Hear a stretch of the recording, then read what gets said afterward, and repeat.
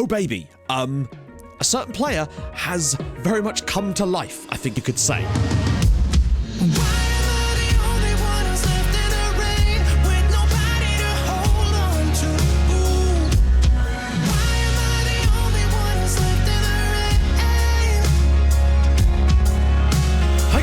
And welcome back to another episode of Rebuilding Bolton. If you're still enjoying it, of course, drop a like. That would help out YouTube algorithm nonsense. So, we won 3-0 against Brighton on the opening day. They're not a pushover, Brighton. They were right up there last season. They're as a top 10 side. So the fact that we were able to sweep them aside so very comfortably is extremely encouraging for me. And given the start we've got, our first 6 games, we play no sides that are considered sort of the big 6 types of teams, or even in this saves considerations of the big 6, quite frankly. So I feel like there's a good opportunity for us to really hit the ground running, and I want to be able to pick up 3 or 4 victories in our first 6 matches to really give ourselves a base from which to build on when the stronger and more difficult fixtures come along, which they will. How about looking for a Jamaican player during the upcoming transfer window? Yes, so I know all about Ricardo Gardner and whatnot. The problem with Jamaican players, quite simply, is that either, a lot of the time, most of the good ones tend to gen at English sides, which generally, unfortunately, means you get to play English premiums for the players. However, every now and then I'll see one from Tivoli Gardens come through when I'm looking at players. The issue is they're always rated really highly, and then the more you scout them, the worse they actually get because you know less about them. I want to find one, believe me I do, it'd be awesome, but nothing or no one has really appeared just yet. But I'll keep my eyes peeled. I've just put another batch of scout reports out specifically on Jamaican players just for you, so we'll see what comes up. Wolves got 51 million from you. It could only manage second. Disgraceful. Yeah, indeed. Let's blame Wolves. It's definitely them. They're the real losers in this situation. You went to the EFL Cup in the 3rd round. Are you in Europe this season? So, yeah, I think what this is...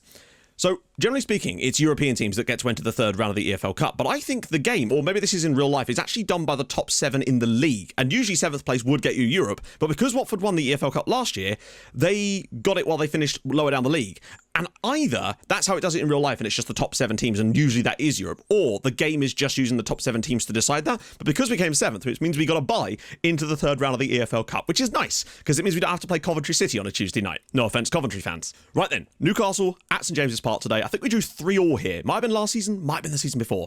Either way, I want a strong performance again. You know my need for performances. Slight downside is Kang's picked up a slight knock and he will be out for today's game, should be back for the next one, so O will be coming in. But that really should be the only change that we've got. He's not going to be out for a considerable period of time. It's, wait, hang on. Let's just see. It's 10 days, I think it was. So yeah, 4 to 10 days. It's not the end of the world. What isn't so good, though, is Kang has signed a new deal at PSG, so that means that there's no chance of him probably moving us on a free transfer, but that also means that he isn't going to move someone else on a free transfer. So, maybe we could buy him off them next summer. I don't know. Or Pombo, the pigeon, will do something smashing for us. Who knows? So everybody else, though, I'm actually going to go with that. I like the idea of Victor Conroy on the bench, because he came off the bench and scored, for crying out loud. So I'm actually just going to go with whatever my assistant thinks right now at this point, because I seem to trust him a bit more than I used to. So the bench will be Hung, De Pestra, Gilnay, Ivanov, Garces, Conroy, and Brace. As for who actually gets to play on this right-hand side out of Christensen and Ivanov, it will just depend on, there's going to be rotation and injuries. I'll be curious to see who performs better in that role. It's just going to be nice to play, 10, 20 matches without making any changes, just to see how we do. Because we've been good towards the end of last season. Particularly towards the very end after we made those changes. And I feel like a full season of this could really have us challenging, not the very top, but I feel like 6th is not out of the cards for us this season. I really do. I don't think it's beyond us. Provided we avoid massive injuries to some of the key members, particularly the defenders, and don't lose too many players on international duty like we did last year, I think keeping this squad together with the right additions that we've made in certain places could definitely help us a lot. As Ilic in tons of space. Oh, loads of space on the edge of the box. That's a really actually quite clever pass back to Demaran here just to keep possession. Because this was like the type of game that last season would have come here, I'd have been full of hope, and then they'd have maybe got an XG of 1.2, they'd have won the game 2-0, and we'd have created literally nothing in the full 90 minutes. Now, that's not to say that won't happen again today, but I just don't feel the same level of disappointment that I used to. That was a really bad pass from O, though, I've got to say. He could have done a lot better with that, but we'll mop that one up nice and easily, and McCanny will pick it up. Brooks with the ball through. Bocco's in. It's a great first touch from Bocco, and it's a brilliant finish from Alan Bocco. I mean, that is just a sensational finish. His first touch there has given him the goal.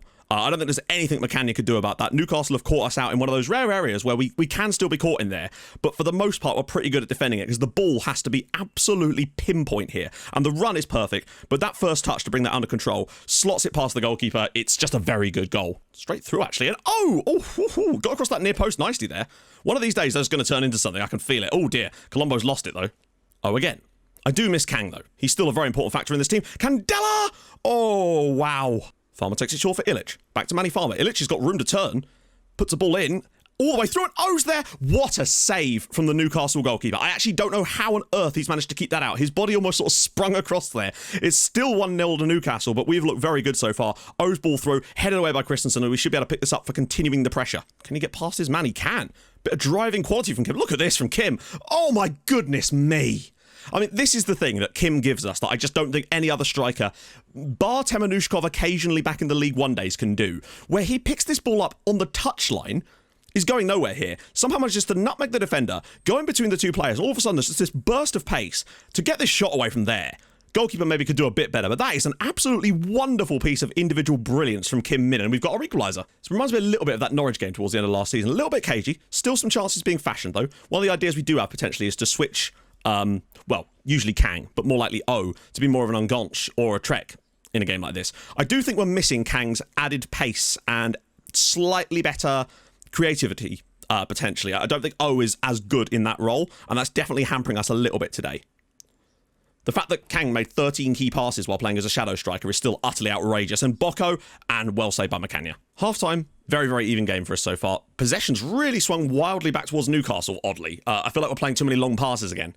Candela, got to look for that pass to Manny Farmer. There we go. Bit of space for Manny now. He's into the box nearly. He does find the well... Oh. I'm going to turn on work ball in the box and play out of defence just to try and eke back a bit of possession in this game. Oh, he's offside. That was a big chance, and I can't believe he's missed the target. Well, it's looking like it's going to be a 1-1 draw. I think we just sort of killed off the rest of this game. It just felt like we weren't going to be able to get much of an attacking breakthrough, so the key thing was just to remain defensively stable, and that's what we've done. It's not been our best day of creativity, but the key thing we've done is defend really solidly, other than for the Newcastle goal initially.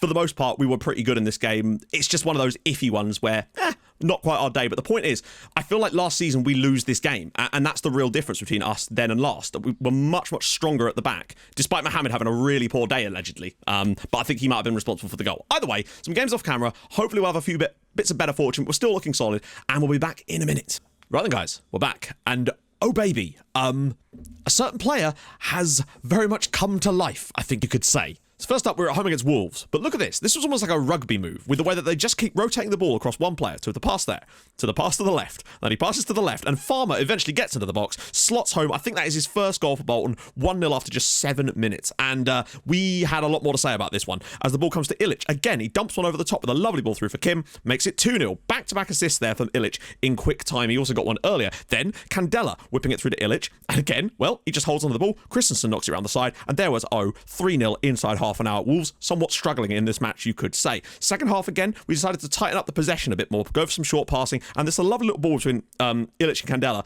Ilic pops it back through to him. Candela scores his second goal of the season already. He has really come to life this year as well. Bolton 4, Wolverhampton Wanderers 0, and it was a really, really strong performance again. And it was a very similar story away at Sheffield United, frankly.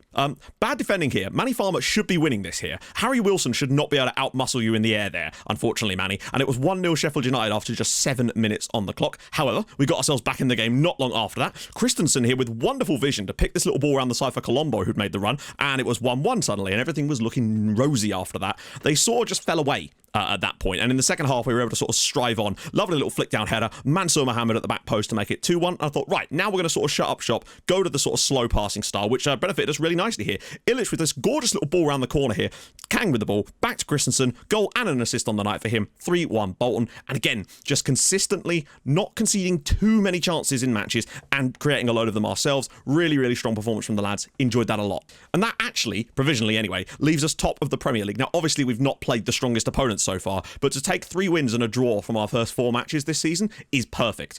Ilic as well, 4 assists. He's already got more assists in the league this year than he did in the whole of last season, which is actually ridiculous from the lad. So long may he continue. Of course, Kang's still up there doing mad things as always. Ziga had to play the last game as well because Macania had food poisoning. So yeah, 2 clean sheets for Alex Macania too. Very nice. I did make a signing. I was on the fence about it, and it very nearly didn't happen. I put the signing, all the paperwork and everything, in theory, had gone through like a week before, but it didn't actually get officially approved until late on the day of the final day of the transfer window, which is why I wanted to bring you back now. And I'm still unsure if this was the right deal for us at the end of the day, but I feel like we just needed a little bit more strength on that side of our midfield. So here he is. This is Tim Stas, the guy I mentioned, not Tom Cruise. I don't know where that, or Tim Cruise. I don't know where that came from. But yeah, this is he. Now, you might look at that and go, okay, he's only 3 stars with 4-star potential, but he is 22, remember, so he's a bit older. But he's actually ignore that for now. This obviously will rely on form and other sort of factors like that too. I think just on pure attributes. Now, obviously it says deep line playmaker because he has got good passing and reasonable vision, but I'm more interested in him as a Met Salah option for us because he's got solid long shots. The guy can dribble, good composure, anticipation, decisions. Off the ball's a little bit iffy, and he lacks a little bit of speed, but he's just so good across the board that I was willing to make the deal, basically. Now, it's cost us £20 million up front, and we're paying the rest of the deal, I can't remember exactly how much, over 7 years. So it's going to sort of trickle down the rest of it, but 20 million is the main lump that we're actually paying for him. And I still think it's a little bit overpriced, and there's definitely better markets to shop in, but I just really liked his attributes, and I wanted someone else that could play that Met Salah role, because a lot of our midfield players, when you actually look at them, Ilic, Gilney, Conroy, are all Kroken are generally speaking more towards the playmaker side of things. Now, obviously, he can play there, but he's definitely good for the other role. Kirosh as well, which we do have, of course, and now Colombo as well, who's more of a right winger but can play in the middle and has done particularly a lot. I just wanted to give us a bit more balance, and yeah, there just wasn't a lot available, quite frankly. So I feel like, is it the best deal we've made? Absolutely not. But sometimes you need to pay a little bit more to get what you want. And I'm pretty pleased with the actual overall attributes of the guy. And that's the main thing. So Tim Stas is welcome to the club. So, changes needed. Yes, I think there is definitely going to be a few of them for me. So firstly, McCandy will come back in. Colombo is not playing as a deep line playmaker. Ilic has actually, for once, really earned himself a role there. So Tim Stas will start in the midfield alongside Nikola Ilic, who's done really well. Lots of other options in this team, but that's fine. I'm pleased with that. I feel a bit sorry for Colombo because he's a very good player, but it does mean we can at least have the versatility of having multiple places to bring him on. So say I want to make a striker substitution as well as a winger one. Now we can put Colombo out wide and push Veselin even off through the middle. So depth is definitely a key thing for us, and it's most likely there right now. So we'll just make that little change there. So many options off the bench and off the rest of the squad in general. Maybe some of these guys could do with a loan spell, like Morton Kroken, perhaps, if he's not going to feature as much this year. Home form has been really solid so far this season. We've definitely looked great against against Brighton and Wolves. I'd like to continue that against Watford today, but they're a better side, so I'll be very curious to see how we do. Just noticed that Watford have got Victor Osimhen in their team. Clates would be proud. I think the key thing for me so far this season is that you can make the argument, even in the Newcastle game by a tad, that we've been the better side in every single game we've played and have certainly not looked outclassed at any point, which is exactly what we want to be doing at the moment. This could be interesting. Oh, I thought Christensen might get it. He might not, but Kim's got it. That's a tough angle for him. It's still, that's a good effort from Kimmy. So getting in front in the second half as well. If we're in front around about the 60-minute mark as Wilson heads us home. Bolton 1, Watford 0. Kyle Wilson with the header. So as I was saying, if we're in front around about 60 minutes, even if it's just by one goal, if the possession's still looking a bit sus as far as we're not getting enough of it, I find that really switching to just shorter passing, working the ball into the box and playing out of defence for us just seems to really strangle and kill off those matches that we might well have drawn or lost before. This has been a hell of a cagey game so far. This is the first highlight since Kyle Wilson's goal. Watford are getting a fair amount of the ball. Not like 60-odd% possession, but still a good amount of starts with the ball through. Kim has to finish this. Oh, Kim, hit the target, man. Great ball through from Stas, though. We're like a brand new team this season. Bolton 1, Watford 0, where they've had a 0.05 and one shot in the first half. And I think we're good value for our goal and our lead. We're even maintaining possession now. It's all about performances in games like this. Oh, that was quick. Okay. Hopefully we can defend a set piece, though. That's always going to be a problem for us, as Rob Brain is going to come back out, though. See out the play, lads. Good ball through, and it's back post. Oh, too many blocks. Oh, my goodness. Terrific defending from the lads there. Oh, no, that came off a Watford player. It's been a really nice breakdown of a set piece, actually, how much we've managed to maintain possession after losing it from the set piece like that. Farmer goes past one. Can he go past another? He's got it in him. Whipped in. Kim's header comes back. Kang. Christensen. Oh, my goodness me. Bolton 2, Watford 0. That is something we've done, and you'll have seen this in the highlights a few times now. That ball in to Kang, who, because Kim has dropped to the left-hand side because of the way the play was, it opens up this enormous space for Christensen to just sit in, and Kang is so good at receiving the ball and then one touch dropping it off. Watch this here. Knocked into him, one touch round the side for Christensen. He's done that, I think, 3 times already this season, and it's now 2-0 to Bolton. Come on, Farmer. That's a poor ball in, actually. Oh, it's still been caught by Kim. And, oh my goodness me, it's Bolton 3, Watford 0. Kim Minster. This is another thing. We're sharing the goals across, like, the entire front line of the team, including Candela with those late runs as well. Hella fortunate with the way this breaks in here. I don't even know who this comes off. Is it Kang again? It is Kang again. Kim with an absolute perler of a shot in off the post, and now it's 3-0. And out of nowhere, we've just dominated. I'd say that 3-0 is extremely harsh on Watford. I don't think we've been 3-0 good in this game. Kang has just been relentlessly excellent at providing passes. He's got 3 assists from attacking midfield role today. I want the clean sheet, though, lads. Do not let this slip. Great tackle from Manny Farmer. Really good tackle. Can he knock it down the line? He can actually, and Gionne's picked it up. Tons of room behind for Ivanov. He's got men over. He's got to find Kang. He does find Kang. Oh no, he deserved the goal. So badly did Kang deserve that finish there. He should have done slightly better with it, but hey, this home form is looking ridiculous, and this is actually one of our worst sort of attacking performances of the year, but we've just been able to pull some mad stuff out the bag right when we needed to today, and that is extremely pleasing in its own right, as Ivanov challenges for it, wins it, Bolton 3, Watford 0. I mean, that is astonishing. We were just about better than them, and I think we can say we probably deserved it just because they didn't have a shot on target, but still, I don't think we were as good as we have been in recent games. Defensively, we were stunning. Kang was an absolute monster again with 3 assists. Stats as well, despite picking as Met Salah that didn't contribute to a goal in any way, still managed to put up a 7.1, so maybe he's given us something in the midfield there. Very, very pleased with that, my goodness. Well, incredibly, after 5 matches, we find ourselves on 13 points, which is amazing, but it's the fact that our goal difference is already plus 12. We're winning, and we're winning well. Already 11 points above the drop zone, but for me, my main target is 6th spot this year. That's where I want to be aiming, and I really do think we've got something this season. The fact that we're still unbeaten as well, and we've got West Ham away next. If we can go and win there too, that would be beyond what I expected. I mean, that is the perfect start, basically. Against Newcastle, you know, we did what we needed to do to get the point. We're pulling out results. We're winning by multiple goals. We've scored literally 3 or more in 4 of our 5 Premier League games so far. This is insane. So, if you've enjoyed this, and I hope you have, drop a like. That'd be superb. If you're new to the channel, subscribe. That'd be awesome too. I stream on Twitch Tuesdays, Thursdays, and Saturdays. It's set in now, hopefully. So go follow there too, and I'll see you guys tomorrow for some West Ham goodness, and probably come back after that for Leicester. Maybe Man City. You never know. I'll see you guys soon. Thank you so much for watching. Hold your gun. Capybara. Bye-bye.